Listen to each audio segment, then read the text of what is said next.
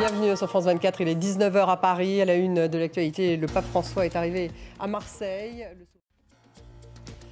La semaine dans le monde, c'est dans une dizaine de minutes. On fait le tour des grandes unes internationales de la semaine avec nos éditorialistes. On va parler bien sûr de la visite du pape à Marseille, mais aussi de Volodymyr Zelensky à Washington et puis de le roi Charles qui a passé 3 jours en France. Ça fait partie des sujets qu'on va discuter donc dans une dizaine de minutes avec nos éditorialistes.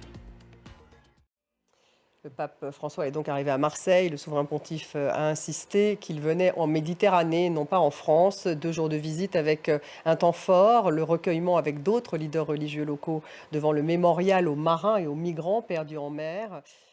Les migrants qui sont donc un sujet qui tient à cœur au pape François, alors que la crise des migrants à Lampedusa est au centre de l'actualité. On fait un point en images. Le roi Charles III vient de terminer sa visite de 3 jours en France. Ce vendredi, il était à Bordeaux, où il a rencontré le maire, Pierre Urmic. Dans le reste de l'actualité, les séparatistes ont annoncé négocier avec l'Azerbaïdjan le retrait de leurs troupes du Haut-Karabakh. En Arménie, Régis, j'espère que vous êtes avec nous. Oui, je vous vois. L'Azerbaïdjan, donc, qui envisage d'amnistier les combattants arméniens du Haut-Karabakh. Est-ce que ça fait partie des négociations ? Oui, apparemment, ça a été annoncé aujourd'hui, donc effectivement, ça en fait partie.